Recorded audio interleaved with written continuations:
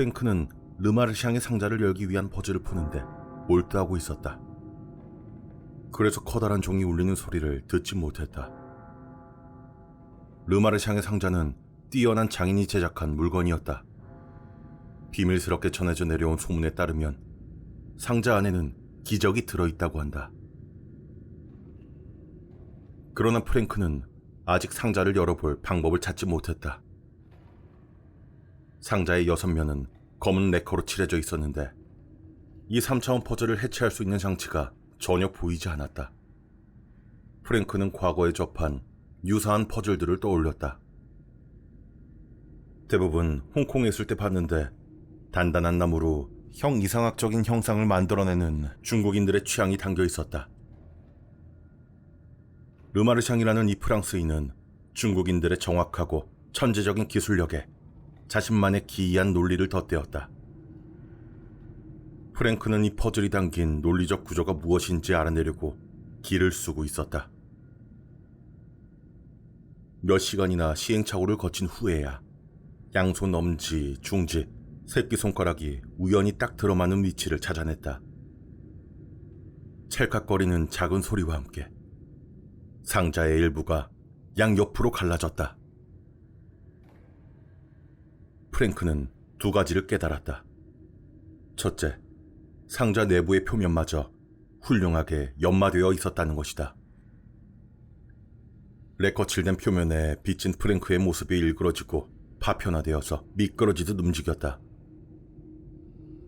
둘째, 르마르샹은 살아있을 당시 노래하는 새라는 기계를 만들었는데 누군가 이 상자를 열면 자동으로 음악이 연주되도록 설계했다는 것이다.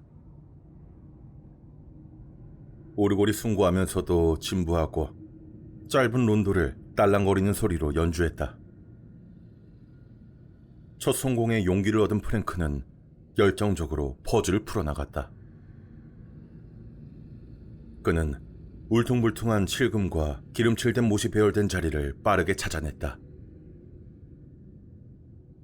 퍼즐 장치는 점점 더 복잡해졌다. 퍼즐을 하나씩 풀어내고 새로운 장치를 비틀어 당길 때마다 더 많은 손율이 흘렀다. 음악은 대위법을 이루며 풍성해졌다. 처음에 들려오던 기상곡은 점차 화려해진 연주에 파묻혀 사라졌다. 프랭크가 애를 쓰던 어느 순간 종이 울렸다. 우물한 종소리가 일정하게 메아리 쳤다. 프랭크는 그 소리를 듣지 못했다. 적어도 제대로 인지하지 못했다. 하지만 퍼즐을 거의 다 풀었을 즈음, 그러니까 상자 가장 안쪽에 달린 거울을 발견했을 때 종소리가 프랭크의 뱃속을 심하게 뒤틀었다. 반평생 동안 이 종소리만 들어온 것처럼. 프랭크는 퍼즐에서 눈을 떼고 시선을 들었다. 잠시 동안 그는 종소리가 바깥거리 어딘가에서 들려온다고 생각했다. 곧 프랭크는 그 생각을 떨쳐냈다. 프랭크가 노래하는 새를 제작한 장인의 퍼즐에 몰두하기 시작한 건 자정 무렵이었다. 그 이후로 몇 시간이 흘렀다.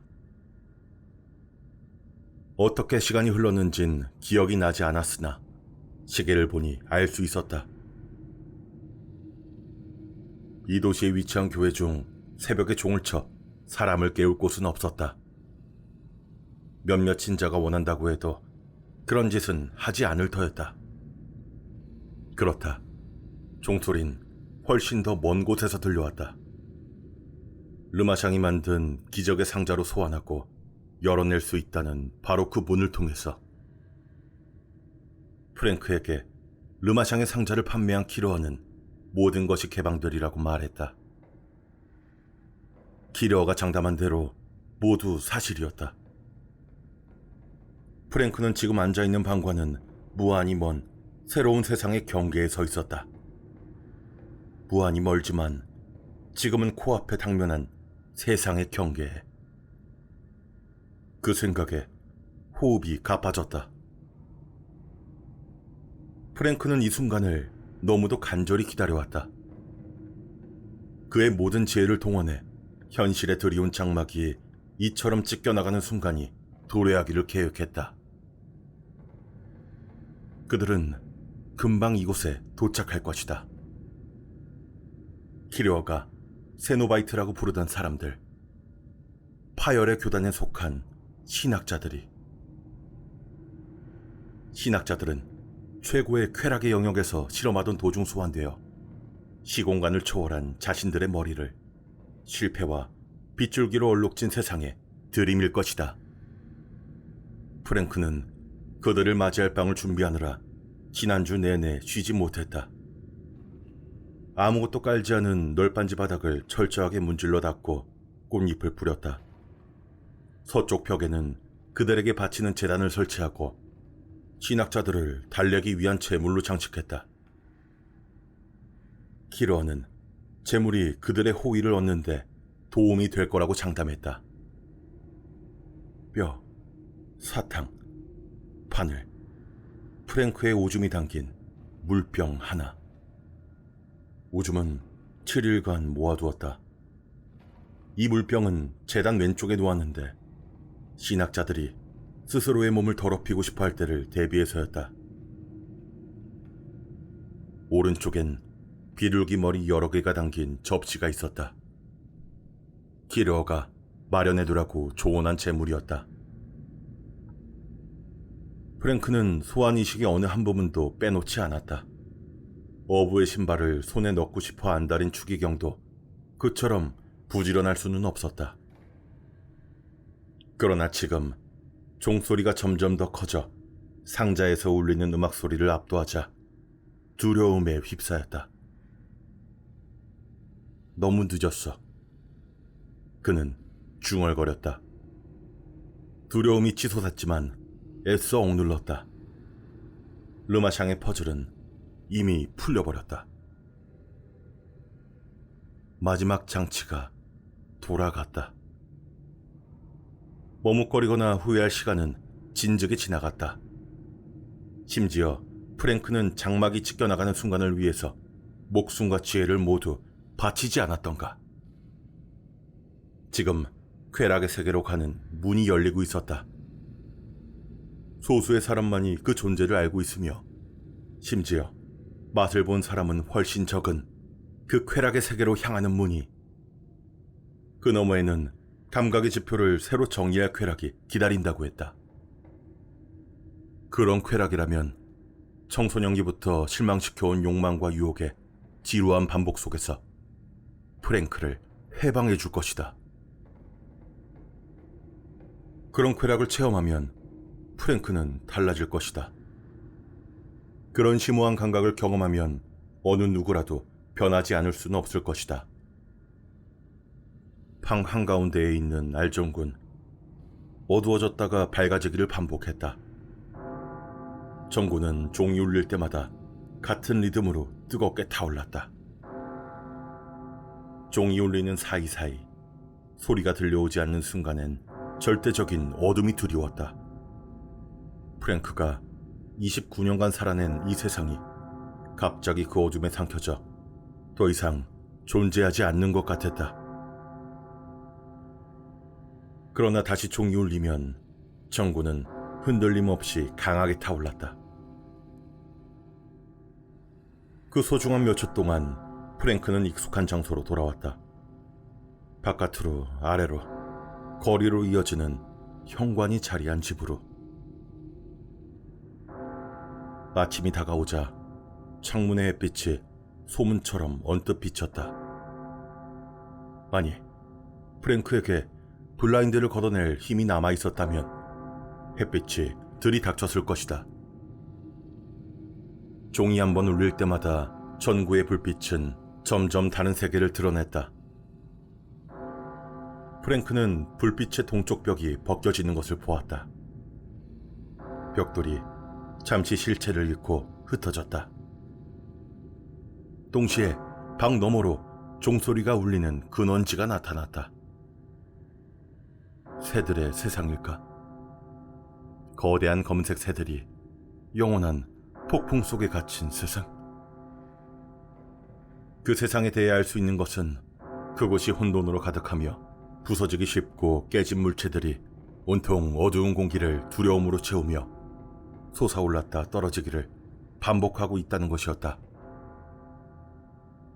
마침내 벽은 다시 실체를 갖췄고 총소리는 그쳤다. 전구가 깜빡거리다가 꺼졌다.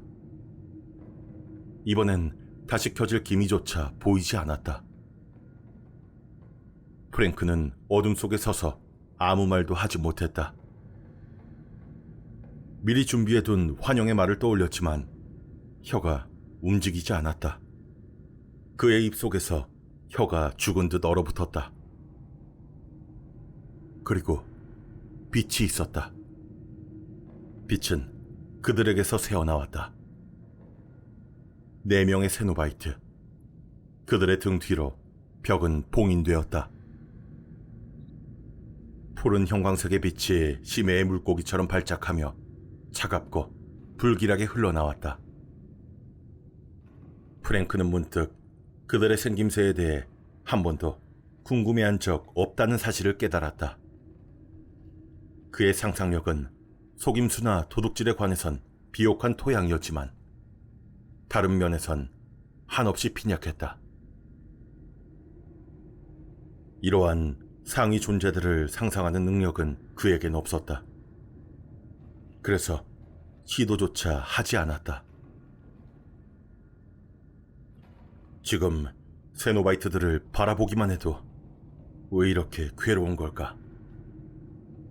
흉터가 그들의 몸을 빽빽하게 뒤덮었기 때문일까? 살점을 표면부터 죄다 뚫고 베고 봉합한 다음 재를 뿌려 덮고 있어서 그들에게서 풍기는 바닐라 냄새가 그 단내가 악취를 가리는데 별다른 역할을 하지 못해서? 아니면 더 강렬해진 빛을 따라 그들을 아무리 살펴봐도 그 망가진 얼굴에서 기쁨을, 심지어 인간성마저 전혀 찾아볼 수 없기 때문일까? 그들의 얼굴에서는 절망과 아플 정도로 속을 메우고 싶어하는 식욕만 드러났다. 여긴 어느 도시인가? 넷 중 하나가 물었다. 프랭크는 말한 자의 성별을 전혀 가늠할 수 없었다. 그가 입은 옷의 일부는 피부에, 그리고 피부를 관통한 형태로 바느질된 채 은밀한 부위를 가리고 있었다. 목소리는 목소리의 찌꺼기처럼 흘러나왔고 이목구비가 있어야 할 자리에는 얼굴의 생김새를 추정할 아무 단서도 주지 않도록 일부러 망가뜨린 것처럼 아무것도 없었다. 그 존재가 입을 열자 아랫입술이 움직였고 뼈와 살을 모두 관통한 복잡한 사슬을 통해 그 입술의 고리와 연결된 눈꺼풀의 고리가 조금씩 흔들리며 번들거리는 살점이 드러났다. 내가 물었다. 그 존재가 말했다. 프랭크는 대답하지 않았다. 이 상황에서 도시의 이름 따위가 생각날 리가 없었다. 내 말을 이해하는가? 첫 번째로 말한 존재의 옆에서 한 형체가 물었다. 이 존재는 동료와 달리 목소리에 가벼운 숨소리가 뒤섞여 있었다. 흥분한 여성의 목소리처럼 들렸다. 머리의 모든 부분에 복잡한 격자 문신이 새겨져 있었고 가로축과 세로축이 교차하는 부분마다 보석이 뼛속까지 박혀 있었다.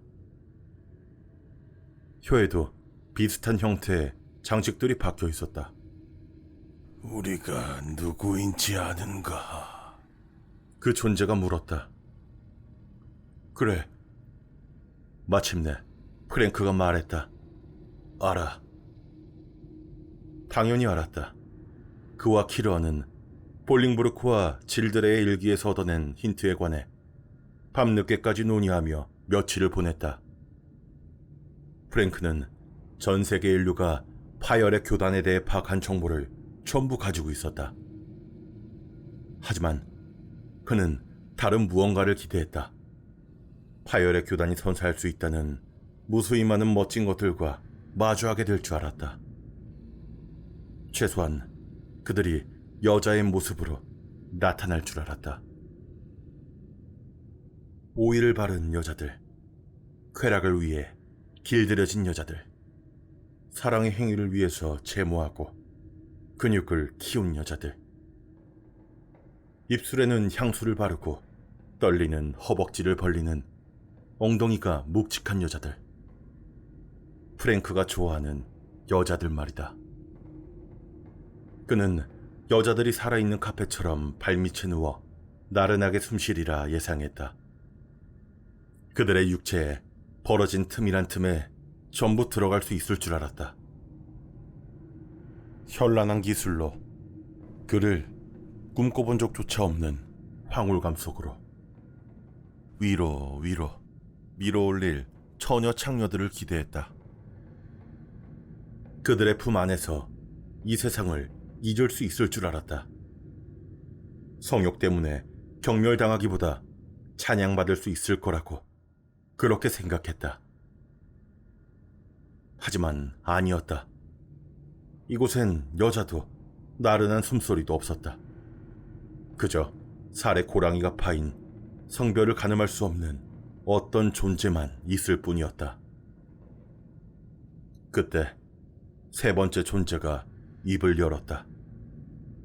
이목구비가 너무 심하게 망가져 눈이 보이지 않는 존재였다.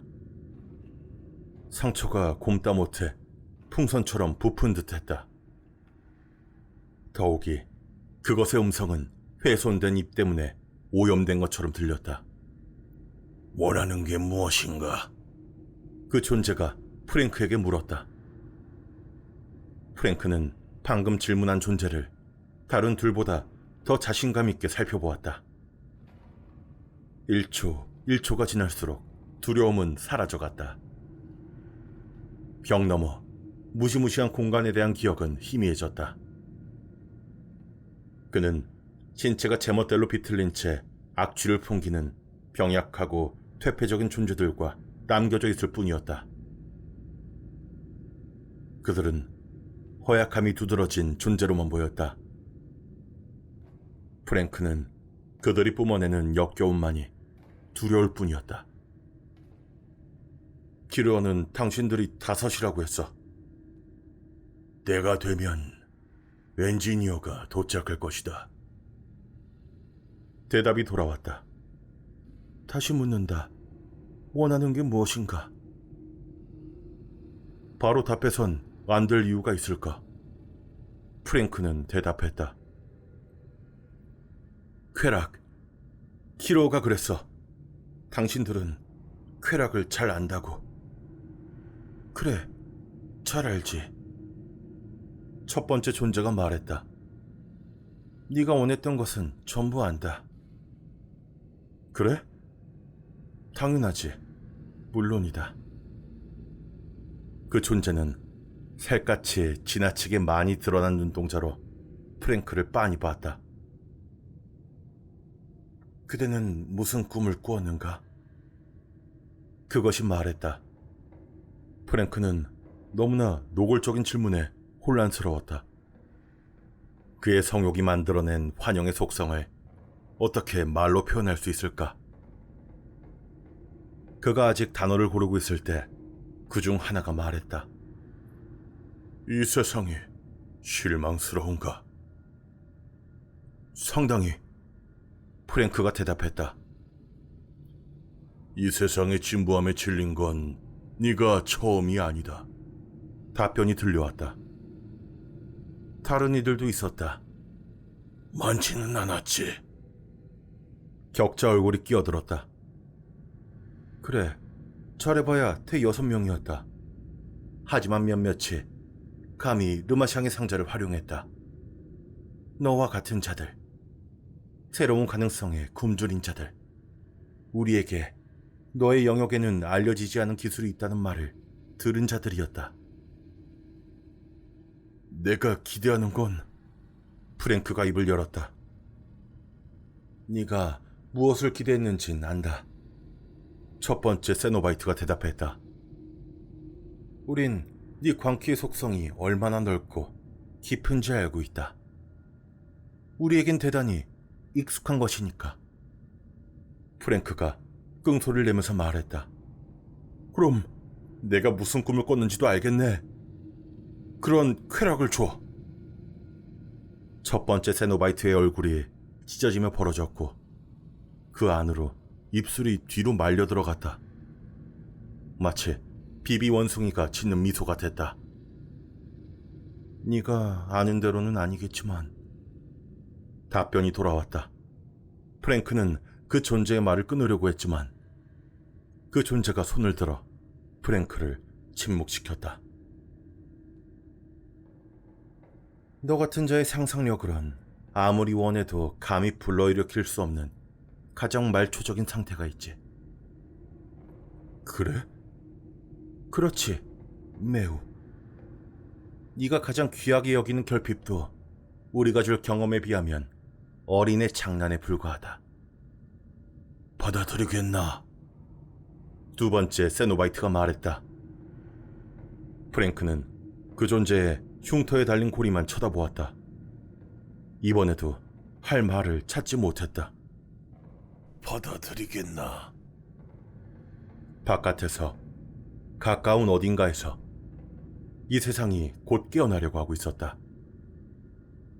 프랭크는 이 방의 창문에서 날마다 이 세상이 깨어나는 것을 보았다. 아무 보람없는 노력을 기울이던 세상을 또 한 번 움찔거리며 일어나 바라봐야만 했다. 그리고 프랭크는 알았다. 저 바깥에 그를 흥분시킬 것은 아무것도 남아있지 않다는 것을. 그는 열정 없이 땀만 흘릴 뿐이었다. 정열이 제거된 성욕만이 갑작스럽게 찾아온 뒤 냉정함이 똑같이 갑작스럽게 찾아와 성욕을 꺼트리기를 반복했다. 그는 이 같은 불만족에 등을 돌렸다. 이 존재들이 나타났다는 징후는 야망을 품은 대가를 치러야 한다는 것이었다.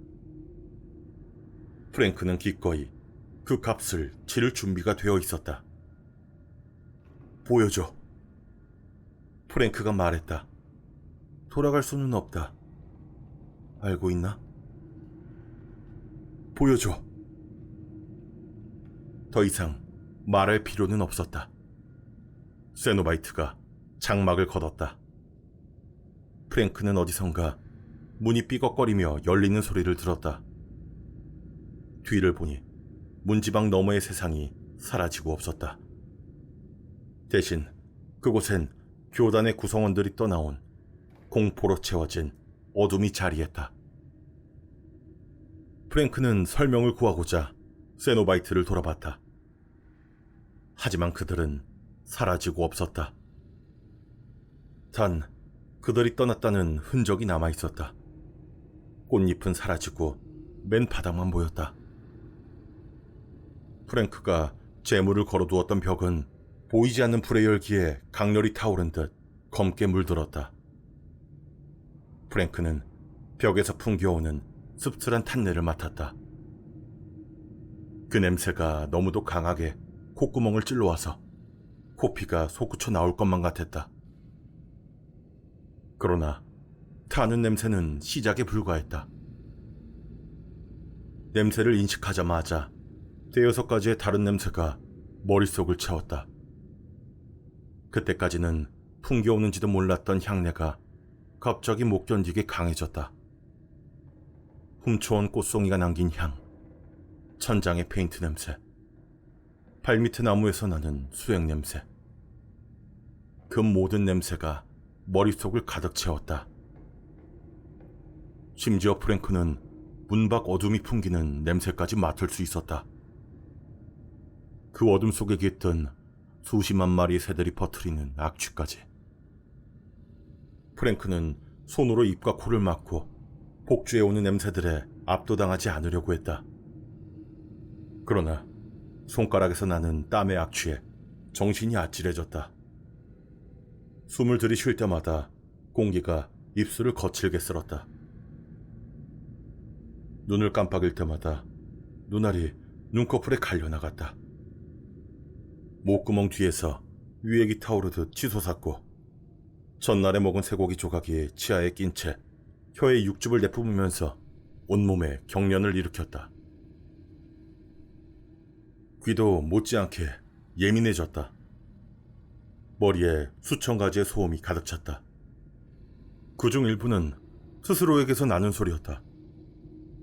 고막에 부딪히는 공기가 허리케인처럼 굉음을 냈고 뱃속에서 꼬르륵거리는 소리가 천둥처럼 울렸다. 하지만 다른 소리도 있었다. 수없이 많은 소리. 그 소리들은 프랭크의 몸 외부에서 그를 공격했다. 화가 나 언성을 높이는 소리, 속삭이는 사랑의 표현, 울부짖는 소리와 덜컹거리는 소리. 노래 한 소절, 눈물이 흘러내리는 소리. 지금 들리는 소리가 이 세상의 소리일까? 1000개의 가정에서 아침이 밝아오는 소리. 이 소리들을 하나하나 세세히 들어볼 수는 없었다. 불협화음이 머릿속에서 모든 분석 능력을 앗아갔다. 하지만 그것은 최악이 아니었다. 시각. 하늘이여. 프랭크는 눈이 달렸다는 게 이렇게 괴롭다고 느껴본 적이 없었다. 그는 이 지구상에 놀랄만한 일은 아무것도 남지 않았다고 생각하지 않았던가. 그러나 지금은 머리가 핑핑 돌았다. 모든 곳에 시야가 열려 있었다. 평범하게 흰색으로 칠한 천장이 화가의 붓질로 이루어진 놀라운 지도처럼 보였다. 그가 입은 민무늬 셔츠는 시를 견딜 수 없을 만큼 정교하게 교차하여 이루어낸 직물이었다. 한 구석에는 죽은 비둘기 머리 위로 움직이는 진드기가 보였다. 진드기는 프랭크가 자신을 보았다는 걸 알고 그에게 눈을 깜빡였다. 너무 과했다. 너무 심했다. 프랭크는 경악하면서 눈을 감았다. 하지만 안에는 바깥보다 더 많은 것들이 기다렸다. 프랭크의 기억이 격렬하게 프랭크 자신을 뒤흔들며 이성이 마비되기 직전까지 몰아갔다. 그는 어머니의 젖을 빨다가 살해가 걸렸다. 동생이 그에게 팔을 둘렀던 감각이 찾아왔다. 그게 전부가 아니었다. 훨씬 많은 게 있었다. 감각으로 이루어진 짧은 평생이 그의 뇌에 완벽한 글씨로 모조리 새겨졌다. 기억되고 말겠다는 고집으로 그를 무너뜨렸다. 프랭크는 터져나가기 일보 직전이었다. 그의 머리 바깥에 있는 세상이 아무리 비명을 지르며 과도하게 다가오더라도 그의 기억이 괴롭히는 감각처럼 압도적이지는 못했다. 프랭크는 차라리 바깥 세상을 보는 게 낫겠다고 여기고 눈을 뜨려고 했다. 하지만 눈이 떠지지 않았다. 눈물인지 고름인지 바늘과 실인지 모를 어떤 것이 그의 눈꺼풀을 봉해 놓았다. 프랭크는 고리와 사슬로 꿰맨 세노바이트의 얼굴을 떠올렸다. 그들이 프랭크에게도 비슷한 수술을 한 것일까? 프랭크를 눈꺼풀 뒤의 세상, 그 자신만의 역사만이 행진하는 세상에 가둬버린 걸까? 프랭크는 미칠까 두려워 그들에게 말을 걸기 시작했다. 하지만 그들이 자신의 말을 들을 수 있는 거리에 있는진 확신할 수 없었다. 어째서? 그가 물었다. 어째서 나한테 이런 짓을 하는 거야? 그의 말이 메아리 치면서 귓가에 쩌렁쩌렁 울렸다. 하지만 프랭크는 그 소리를 신경 쓸 수도 없었다. 더 많은 감각적 인상이 그를 괴롭히기 위해 과거에서부터 허우적거리며 다가왔다. 어린 시절이 프랭크의 혀에 남아있었으나 점차 성인이 되면서 경험한 감각이 섞여들었다. 그는 성장했다. 코수염이 났고 힘이 세졌다. 두 손은 묵직해졌고 배가 두둑해졌다. 과거에 젊은 시절에 느낀 쾌락에는 새로운 매력이 있었다. 그러나 세월이 슬금슬금 이어지면서 더 이상 순한 쾌락으로는 만족할 수 없었다. 프랭크는 점점 더 강렬한 경험을 갈구했다. 지금 그에게 그 감각이 되돌아왔다. 머릿속 어둠 속이었기에 더욱 자극적으로 변해서 프랭크의 혀에 맛을 알 수 없는 무언가가 닿았다. 쓰고 달고 희고 짠맛이 느껴졌다. 그는 향신료와 똥의 냄새를, 어머니의 머리카락 냄새를 맡았다. 도시와 하늘이 보였다. 속도와 깊이가 보였다. 지금은 죽은, 과거에 알고 있었던 사람들과 빵을 나누어 먹었다. 뺨에 튄 그들의 침에서 느껴지는 열기에 데일 것만 같았다. 물론 여자들도 있었다. 여자들이 정신없고 혼란스러운 기억 속에 언제나처럼 나타나 향과 질감과 맛으로 그를 압도해왔다. 이런 상황에서도 프랭크는 떼거리로 나타나는 여자들에 대한 감각에 흥분했다. 그는 바지를 내리고 성기를 주물렀다. 더 이상의 쾌락을 원하지는 않았다. 빠르게 정액을 쏟아 이 상태에서 벗어나고 싶었다. 그는 자위하는 자신이 수치스러운 꼬락선일 거라고 어렴풋이 생각했다. 빈 방에서 꿈 때문에 혼자 흥분한 눈먼 남자라니. 하지만 그렇다고 자위 행위를 늦출 수는 없었다. 아무 즐거움 없는 고문과도 같은 무자비한 오르가즘 때문이었다. 이내 프랭크는 무릎이 꺾이면서 바닥에 쓰러졌다. 방금 자신이 정액을 쏟은 자리였다. 맨바닥에 부딪힌 몸이 아픔에 경련했지만 다른 기억이 물밀듯 밀려오면서 그 아픔을 쓸어냈다. 프랭크는 돌아 누워서 비명을 질렀다. 비명을 지르며 이제 끝내달라고 애걸했다. 그러나 감각은 더욱 강렬해졌다.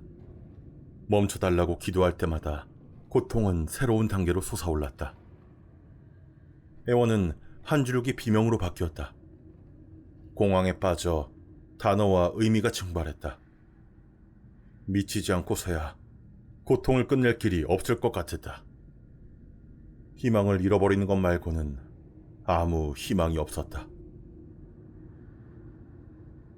프랭크가 이처럼 가장 절망적인 생각이 닿았을 쯤 마지막으로 고통이 멈추었다. 한순간에 모든 것이 사라졌다.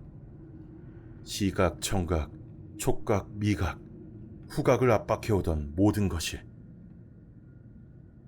갑자기 프랭크는 그 모든 것에서 해방되었다. 그는 몇 초간 자신의 존재를 의심했다. 심장이 2번, 3번, 4번 박동했다. 심장이 5번째 박동할 즈음 프랭크는 눈을 떴다. 방은 텅 비어 있었다. 비둘기 머리와 오줌통은 사라졌다. 문은 닫혀 있었다. 프랭크는 머뭇거리며 일어나 앉았다. 팔다리가 얼얼했다. 머리, 손목, 방광에 아픔이 밀려왔다. 그는 방 한구석에서 인기척을 느꼈다. 방금까지만 해도 텅 비었던 자리에 한 형체가 서 있었다. 세노바이트 중 4번째. 한 번도 말하거나 얼굴을 드러내지 않았던 존재가. 이제 그 존재는 그저 하나의 존재로 보이지 않았다. 그 존재는 여자의 형상이었다. 그녀는 얼굴을 가리고 있던 두건과 육체를 뒤덮었던 로브를 벗었다. 로브 아래 드러난 여자는 반짝이는 잿빛 피부를 가졌다. 입술은 피처럼 붉었고 다리가 벌어져 사타구니에 정교하게 난자된 상처가 드러났다. 그녀는 썩어가는 인간의 머리더미 위에 앉아 환영의 미소를 지었다. 죽음과 관령이 충돌하는 소름 돋는 장면이었다. 그녀가 저 많은 희생자를 직접 죽였으리라는 걸 조금이라도 의심할 여지가 있을까? 그녀의 손톱 아래에는 부패한 살점이 끼어 있었다. 오일을 바른 그녀의 허벅지에 20명이 넘는 희생자들의 혀가 입장을 기다리듯 줄지어 매달려 있었다. 인간 머리들에 달린 귀와 콧구멍에서 뇌가 흘러나왔다. 프랭크는 그녀가 키스를 하거나 손상을 가해 희생자들이 심장이 먹기 전에 먼저 그들의 뇌부터 미쳐버렸으리라고 확신했다. 키러가 거짓말을 했다. 아니, 키러 역시 끔찍하게 속은 걸지도 몰랐다. 이곳에 대기엔 쾌락 따위는 없었다. 최소한 인류가 이해하는 형태로는 말이다. 르마샹의 상자를 연 것은 실수였다. 아주 끔찍한 실수. 아, 꿈은 다 꿨나 보구나. 세노바이트가 말했다. 그녀는 맨바닥에 누워서 헐떡거리는 프랭크를 살펴보았다. 잘 됐네. 그녀가 일어났다. 혓바닥들이 바닥으로 떨어졌다. 민달팽이로 이루어진 비가 내리는 것처럼. 이제 시작할 수 있겠어. 세노바이트가 말했다.